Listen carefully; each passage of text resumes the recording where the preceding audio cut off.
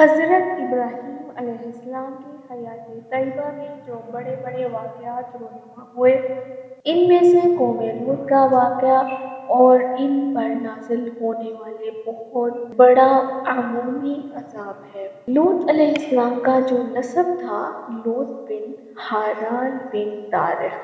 تارح وہی مشہور عازر ہے جو ابراہیم علیہ السلام کا باپ ہے۔ السلام علیکم ورحمۃ اللہ وبرکاتہ۔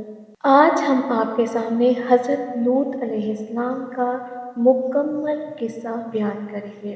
حضرت لوط علیہ السلام ابراہیم علیہ السلام کے بھتیجے تھے، کیونکہ ابراہیم علیہ السلام اور ہاران اور ناحور آپس میں بھائی تھے۔ ہاران وہی شخص ہے جس نے ہاران شہر کی بنیاد رکھی۔ حضرت لوط علیہ السلام اپنے چچا ابراہیم علیہ السلام کی اجازت سے اور حکم سے ان کا علاقہ چھوڑ کر گورے زبر کے علاقے سدوم شہر میں آباد ہو گئے تھے۔ یہ علاقہ آباد اور کئی بستیوں پر مشتمل تھا۔ یہاں کے رہنے والے لوگ فاسق و فاجر اور بدترین کافر تھے اور سیرت کردار میں تمام دنیا سے بدترین تھے۔ راہگیروں کو لوٹتے اور مجلسوں میں برا کام کرتے تھے اور ایک دوسرے کو برے کام سے نہ روکتے تھے، لیکن وہ خود بھی وہ برا کام کر گزرتے تھے۔ بدترین کردار و عمل والے لوگ تھے اور انہوں نے ایسی بے حیائی کے کام کی بنیاد ڈالی جو ان سے پہلے کسی کے تصور و خیال، وہم و گمان میں بھی نہ تھی۔ وہ لڑکوں سے بدفعلی کرتے تھے اور عورتوں کے قریب نہ جاتے تھے، جبکہ عورتوں سے نکاح کر کے ان سے فائدہ حاصل کرنے کا اللہ تعالیٰ نے حکم دیا ہے۔ ان کو حضرت لوط علیہ السلام نے اللہ کی طرف بلایا کہ ایک اللہ کی عبادت کرو جس کا کوئی شریک نہیں، اور ان کو برائی اور بے حیائی کے کاموں سے روکا، لیکن وہ ان کاموں سے رکنا تو کجا بلکہ مزید سرکشی اور گمراہی میں بڑھتے ہی گئے۔ اپنے فسق و فجور اور کفر کی راہوں پر قائم ہی رہے۔ پھر اس کے نتیجے میں اللہ نے ان پر ایسا عذاب بھیجا جو ان کے وہم و گمان میں بھی نہ تھا، اور ان کو اللہ تعالیٰ نے بعد میں آنے والوں کے لیے جو صاحب عقل و بصیرت ہوں گے باعث عبرت و نصیحت اور مثال بنا دیا۔ اسی وجہ سے اللہ تعالیٰ نے بہت سے مقامات پر اپنی کتاب مبین میں بیان فرمایا، جیسے کہ سورۃ الاعراف میں، سورہ ہود میں، سورۃ ہجر میں اور سورۃ نمل میں، سورۃ عنکبوت، سورۃ صافات، سورۃ قمر۔ ان تمام سورہ میں اللہ تعالیٰ نے قوم لوط کے بارے میں مختلف طریقے سے، مختلف انداز سے لوگوں کو بیان کیا کہ اس طرح اللہ تعالیٰ کی نافرمانی کرنے سے انسان کو اللہ تعالیٰ مختلف انداز سے عذاب بھی دیتے ہیں۔ ہم سورہ ہود میں اللہ تعالیٰ نے جو بیان کیا اس کا تذکرہ کرتے ہیں۔ اور ہمارے فرشتے ابراہیم کے پاس بشارت لے کر آئے تو سلام کہا، انہوں نے ابراہیم نے بھی جواب میں سلام کہا۔ ابھی کچھ وقفہ نہیں ہوا تھا کہ ابراہیم ایک بنا ہوا بچڑا لے کر آئے۔ پھر جب انہوں نے دیکھا کہ ان کے ہاتھ کھانے کی طرف نہیں جاتے تو وہ اس سے اجنبیت محسوس کی اور دل میں ان سے ڈرنے لگے۔ انہوں نے کہا، ڈرو نہیں، ہم تو قوم لوط کی طرف ان کے ہلاک کرنے کے لیے بھیجے گئے ہیں۔ اور ابراہیم کی بیوی جو پاس کھڑی تھی ہنس پڑی تو ہم نے اس کو اسحاق کی اور اسحاق کے بعد یعقوب کی خوشخبری دی۔ وہ کہنے لگی، ہائے، میرا بچہ پیدا ہوگا، میں تو بڑھیا ہوں اور یہ میرے میاں بھی بوڑھے ہیں، یہ تو بڑی عجیب بات ہے۔ انہوں نے کہا، تم خدا کی قدرت سے تعجب کرتی ہو؟ اے اہل بیت، تم پر خدا کی رحمت اور اس کی برکتیں ہوں، وہ لائق تعریف اور بزرگی والا ہے۔ جب ابراہیم علیہ السلام سے خوف جاتا رہا اور ان کو خوشخبری بھی مل گئی تو قوم لوط کے بارے میں ہم سے بحث کرنے لگے۔ بے شک ابراہیم بڑے بردبار، نرم دل اور رجوع کرنے والے تھے۔ اے ابراہیم، اس بات کو جانے دو، تمہارے پروردگار کا حکم آ چکا ہے اور ان لوگوں پر عذاب آنے والا ہے جو کبھی نہیں ٹلنے والا۔ اور جب ہمارے فرشتے لوط کے پاس آئے تو وہ ان سے غمناک ہو گئے اور تنگ دل ہوئے اور کہنے لگے، آج کا دن بڑی مشکل کا دن ہے۔ لوط کے قوم کہ لوگ ان کے پاس بے تحاشا دوڑتے ہوئے آئے اور یہ لوگ پہلے ہی برے کام کیا کرتے تھے۔ لوط نے کہا، اے قوم، یہ جو میری قوم کی بیٹیاں ہیں یہ تمہارے لیے جائز اور پاک ہیں، تو خدا سے ڈرو اور میرے مہمانوں کے بارے میں میری بے عزتی نہ کرو۔ کیا تم میں سے کوئی بھی شائستہ آدمی نہیں ہے؟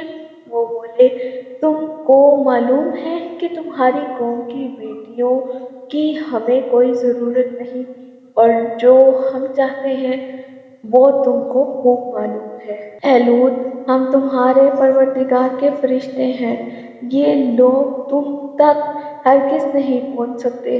رات کے اس حصے میں اپنے گھر والوں کو لے کر چل دو اور تم میں سے کوئی شخص پیچھے مڑ کر نہ دیکھے، مگر تمہاری بیوی کہ جو آفت ان پر پڑنے والی ہے وہی اس پر بھی پڑے گی۔ ان کے عذاب کے وعدے کا وقت صبح کا ہے، اور کیا صبح کچھ دور ہے؟ پھر جب ہمارا حکم آیا تو ہم نے اس بستی کو الٹ کر نیچے اوپر کر دیا اور ان پر پتھر کی لگاتار مسلسل کنکریاں برسائیں، جن پر تمہارے پروردگار کے ہاں سے نشان کیے ہوئے تھے، اور وہ بستیاں ان ظالموں سے کچھ نہیں اور وہ بستی ان ظالموں سے کچھ دور نہیں۔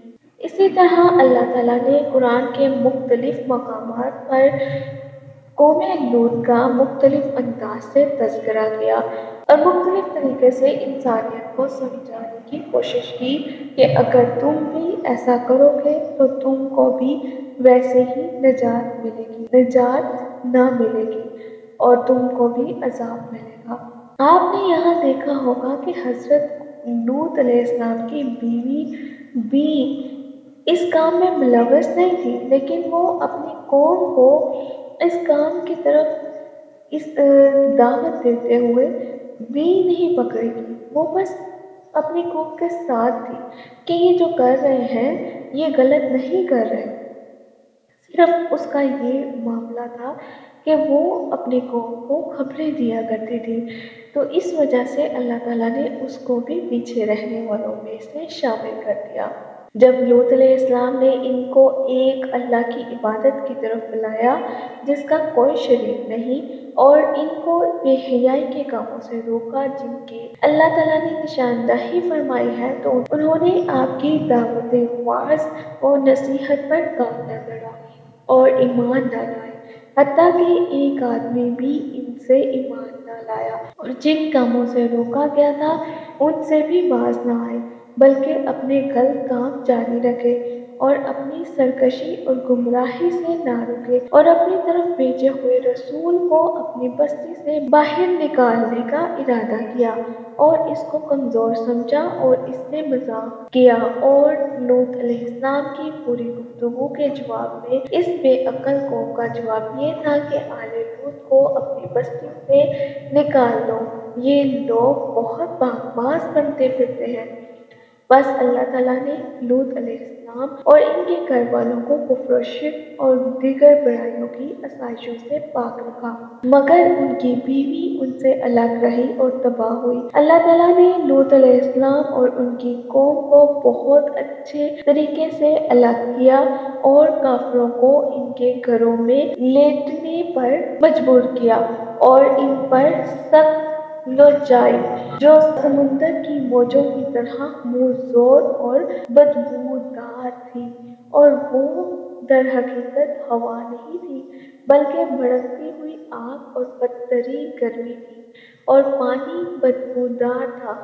بستی سے نکال دینے کی بات انہوں نے اس وقت کی جب لوط علیہ السلام نے ان کو بہت بڑے بیہودہ کام اور بے حیائی کے کام سے روکا جس کا ان کے سوا پوری دنیا میں کوئی بھی مرتکب نہیں ہوا تھا۔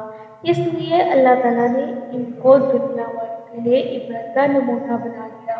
بے حیائی اور بیہودگی کے ساتھ ساتھ وہ راہگیروں کو لوٹنے اور اپنے ساتھیوں کی خیانت کرتے بے حیائی والی گفتگو اور قصہ گوئی اور اکٹھ کی جگہ میں مختلف قسم کے برے کام اور بری باتیں کرتے حتیٰ کہ وہ اپنی مجلسوں میں ذرا برابر حیا نہ کرتے۔ بعض اوقات ان کی مجلسوں میں برے کام کیے جاتے مگر وہ ان پر ناپسندگی کا اظہار تک نہ کرتے اور نہ کوئی واعظ و نصیحت ان پر اثر کرتی اور نہ کسی عاقل و دانا انسان کی نصیحت و گفتگو ان پر اثر کرتی۔ اس معاملے میں وہ جانوروں کی طرح ہو گئے تھے بلکہ جانوروں سے بھی زیادہ گمراہ تھے تو وہ اپنے غلط کاموں سے باز آئے۔ انہوں نے لوط علیہ السلام کو یہاں تک کہہ دیا تھا کہ اگر تو سچا ہے تو ہمارے پاس اللہ کا عذاب لے آ، اور جس عذاب سے ان کو لوط علیہ السلام نے ڈرایا تھا اس عذاب کے واقع ہونے کا مطالبہ کر دیا۔ اس وقت ان کے نبی لوط علیہ السلام نے ان کے لیے بد دعا کی اور رب العالمین سے فسادی قوم کے خلاف مدد کرنے کی التجا کی۔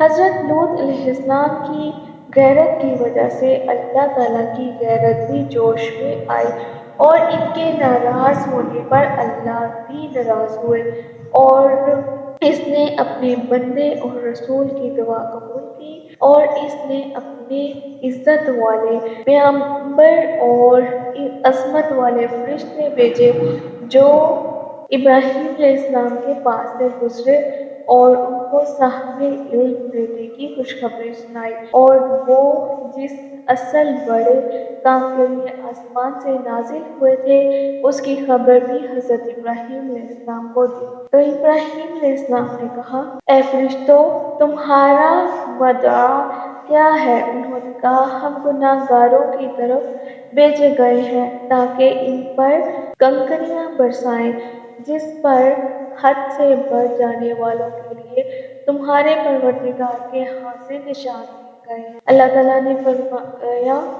جب ہمارے فرشتے خوشی کی خبر لے کر ابراہیم علیہ السلام کے پاس آئے تو کہنے لگے ہم اس بستی کے لوگوں کو ہلاک کر دینے والے ہیں، یہاں کے رہنے والے نافرمان ہیں۔ ابراہیم علیہ السلام نے کہا کہ اس میں تو لوط بھی ہیں۔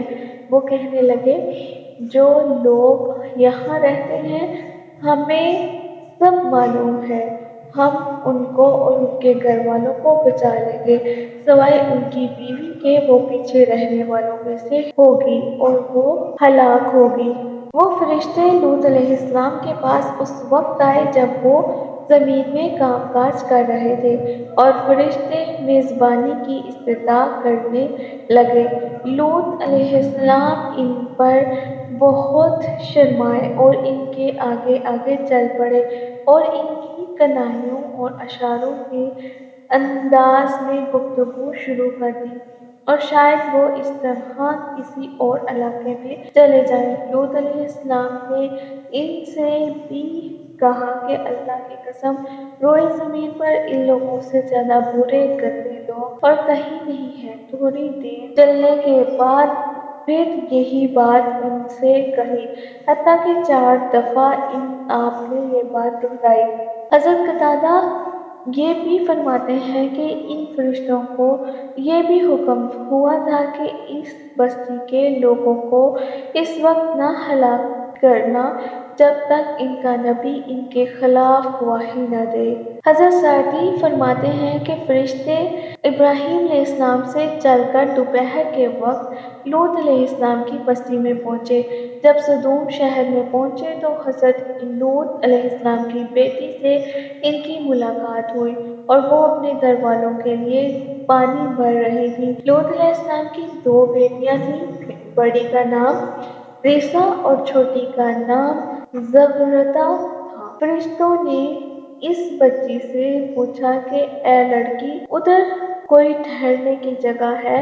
اس نے کہا ہاں، تم ادھر ٹھہر جاؤ، میں تمہارے پاس واپس آ کر بتاتی ہوں۔ وہ اپنی قوم سے اس پر ڈری اور اپنے باغ کے پاس آ کر کہا اماں جی، شہر کے باہر چند نوجوان ہیں جو آپ سے ملنا چاہتے ہیں۔ میں نے ان سے زیادہ حسین اور خوبصورت آدمی نہیں دیکھے۔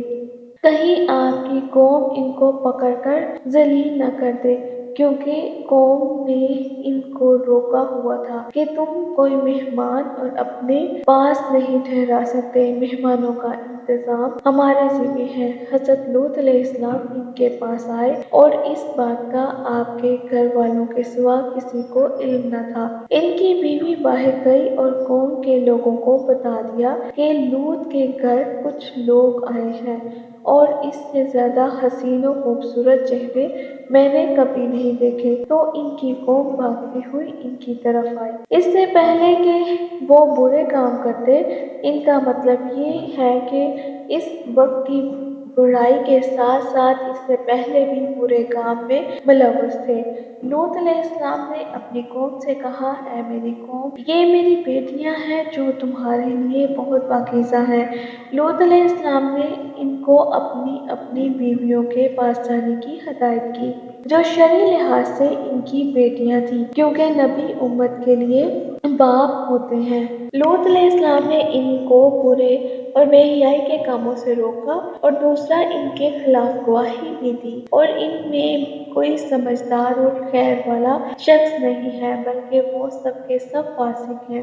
اور فرشتوں کا ایک مقصد یہ بھی تھا کہ لوط علیہ السلام سے متعلق سوال کرنے سے پہلے ہی ان کے بارے میں کچھ سن لے، اور ان کی قوم نے اپنے نبی کی صحیح اور درست بات سن کر یہ جواب دیا کہ تجھے معلوم ہے کہ ہمیں تیری بیٹیوں میں کوئی محبت و خواہش نہیں ہے، اور تو ہمارا ارادہ اچھی طرح جانتا ہے۔ انہوں نے کہا اے لوط، تجھے اچھی طرح علم ہے کہ ہمیں اپنی عورتوں کی خواہش نہیں ہے۔ عورتوں کے علاوہ ہماری غرض اور ہمارا مقصد تیرے علم میں ہے۔ تو ان بدبختوں نے اپنے مہربان رسول سے اتنی گندی بات کہی اور اللہ کی قدرت سے نہ ڈرے، اور جو دردناک سزا دینے والا ہے۔ ان کی اس بات کے سننے پر لوط علیہ السلام اپنی بے بسی کے عالم میں اپنی دلی خواہش کا اظہار کر رہے ہیں کہ کاش میرے پاس تم سے نمٹنے کے لیے قوت ہوتی، طاقت ہوتی، یا میرا پروردگار ایک مضبوط خاندان ہوتا جو ان کے خلاف میری مدد کرتا، اور یہ اپنی غلط اور فحش بات کی وجہ سے جس سزا کے مستحق ہیں وہ سزا ان کو دی جاتی۔ اللہ تعالیٰ فرماتے ہیں انہوں نے اسے اس کے مہمانوں کے متعلق بہلایا پھسلایا تو ہم نے ان کی آنکھوں کو مٹا دیا، پھر میرا عذاب اور ڈرانا چکھو، اور تحقیق صبح سویرے ان کو برقرار رہنے والے عذاب نے غارت کر دیا اور تباہ کر دیا۔ عذاب کی صورت یہ بنی کہ فرشتے لوط علیہ السلام کے پاس پہنچے اور ان کو کہا کہ تم رات کے آخر تک اپنی بستی سے نکل جاؤ، تم میں سے کوئی پیچھے مڑ کر نہ دیکھے، یعنی جب عذاب ان پر نازل ہو جائے تو ان کی آوازیں سن کر پیچھے مڑ کر نہ دیکھنا۔ اور لوط علیہ السلام کو فرشتوں نے کہا کہ تم ان لوگوں کے پیچھے چلنا۔ فرشتوں نے ان سرکشوں باغیوں جن کو اللہ تعالیٰ نے ہر خائن اور شک میں مبتلا شخص کے لیے نمونہ اور مثال بنا دیا، ہلاکت کی خوشخبری دیتے ہوئے لوط علیہ السلام کو کہا کہ ان کے وعدہ کا وقت صبح کا ہے، کیا صبح قریب نہیں؟ حضرت لوط علیہ السلام اپنے گھر والوں اور وہ صرف 2 بیٹیاں تھیں کو لے کر نکلے اور ان کے ساتھ کوئی اور دوسرا شخص نہ تھا۔ حضرت لوط علیہ السلام اپنے شہر سے باہر چلے گئے اور سورج نکل آیا اور سورج چمک رہا تھا کہ اللہ کا نہ ٹالا جانے والا عذاب ان پر نازل ہو گیا اور اسی سخت سزا اتری کہ وہ روکی نہ جا سکتی تھی۔ اہل کتاب کے ہاں یوں ہے کہ فرشتوں نے لوط علیہ السلام کو حکم دیا کہ وہ قریب کے پہاڑ کی چوٹی پر چڑھ جاؤ۔ لوط علیہ السلام نے اسے مشکل سمجھتے ہوئے انکار کر دیا اور قریب کی بستی میں جانے کی خواہش کی۔ فرشتوں نے کہا ٹھیک ہے آپ چلے جائیں، آپ کے وہاں تک پہنچنے کا ہم انتظار کریں گے، آپ کے وہاں رہائش اختیار کرنے کے بعد ہم ان پر عذاب نازل کریں گے۔ اس طرح اللہ تعالیٰ نے ان پر سخت عذاب نازل کیا، پہلے ان کی بستی کو اٹھا کر الٹا دیا، اوپر والا حصہ نیچے کر کے اور ان کو نیچے گرا دیا اور نیچے والا حصہ اوپر کر دیا۔ اس کے بعد ان پر نشان لگے ہوئے پتھروں کی بارش برسائی گئی۔ یہ عذاب سب سے زیادہ سخت اور کڑک تھا کیونکہ ان کی جو بدفعلی تھی وہ بھی بہت ہی زیادہ خطرناک تھی، کیونکہ یہ عورتوں کے بجائے مردوں سے اپنی خواہش پوری کیا کرتے تھے۔ تو اللہ تعالیٰ نے ان کا عذاب بھی اس بدفعلی کی طرح برا ہی قرار دیا۔ ایسے ہی ایک شاعر نے کیا جواب دیا ہے: اگر تم مکمل طور پر قوم لوط جیسے نہیں ہو تو قوم لوط تم سے اتنی دور بھی نہیں۔ بس عقل اور سمجھدار اور اپنے رب سے ڈرنے والا شخص وہ ہے جو اللہ کے حکموں کو بجا لاتا ہے اور حلال اور جائز بیویوں اور لونڈیوں سے اپنی خواہش پوری کرتا ہے۔ السلام علیکم ورحمۃ اللہ وبرکاتہ۔